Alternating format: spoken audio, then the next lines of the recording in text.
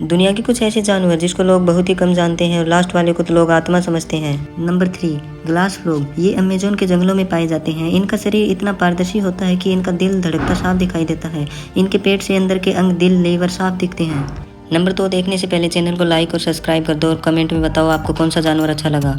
Number 2, axolotl. ये एक अनोखा जलजीवी है जो हमेशा बच्चा ही रहता है। ये अपने कटे हुए हाथ पैर खुद से फिर से उगा सकता है। क्या आप भी बच्चा ही रहना पसंद करेंगे? नंबर 1, आय।